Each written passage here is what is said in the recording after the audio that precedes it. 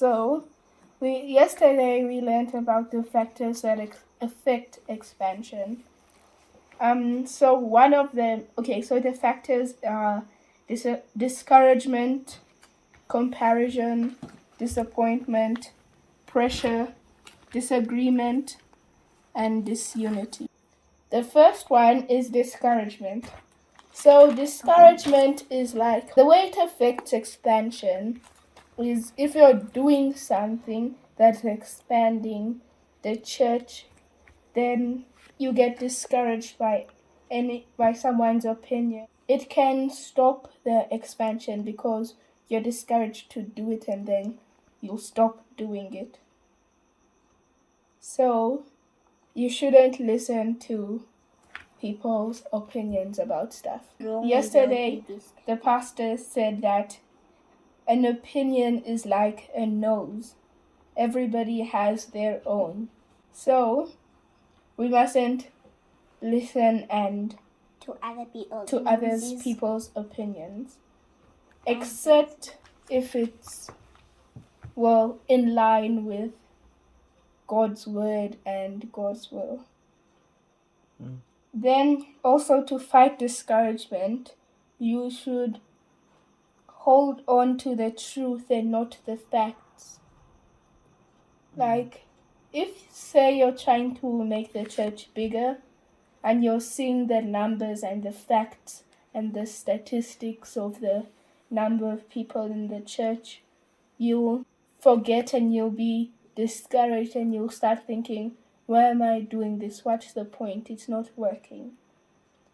But you shouldn't hold on to the facts. You should hold on to the truth, like knowing and understanding the motivation and the reason why you're doing it and the value doing it has. Yeah. Then the next one is comparison. So I learned that I shouldn't try to be someone else or use anyone else for a standard for me to compare myself to. That Jesus is the only standard for me to be compared to. Because as Christians, the whole meaning of the word Christian is acting like Christ. So, being a Christian, Jesus should be my standard. He should be the one I'm comparing myself to. Yeah. And then the next one is disappointment. So what I learned about disappointment is that, one, we should not be,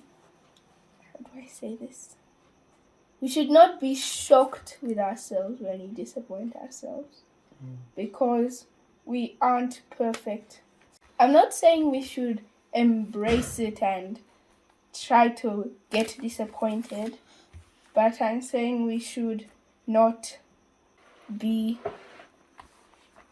startled or shocked when we get disappointed,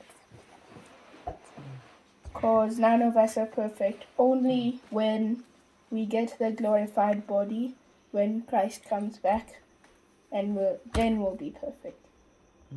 Another thing is to avoid disappointment is by setting real expectations. Most of the time we get disappointed in ourselves because we set unreal expectations of ourselves and of other people. Then we get disappointed. So the expectations we have in us and in other people should be achievable. Smart. Yeah. And then the next one is pressure. So pressure can lead us, it can affect expansion. So whenever you're pressurized, and especially about doing the right thing, and pressure is coming in to stop doing the right thing, you shouldn't give in to it. No matter how hard it seems, you should rise above it. And to fight against pressure, you should also hold on to the truth. Know what you're doing is right. And you should also stay in the company and be in the company with people who have the same goal as you and who will motivate you. And you should also motivate yourself. Then you should also be thankful for everything. Then you avoid pressure. Then another one is, the last one is disagreement and disunity. So, we should all be one-minded. Okay, for example, you're from the same household and you are being taught the same things. You have the same perspective on things. And if you don't have the same perspective, say me and you are Christians, and there's something that's going on and we have totally different perspectives on it.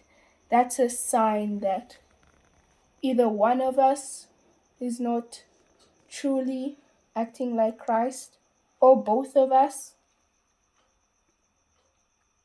Yeah, so we should watch out for that.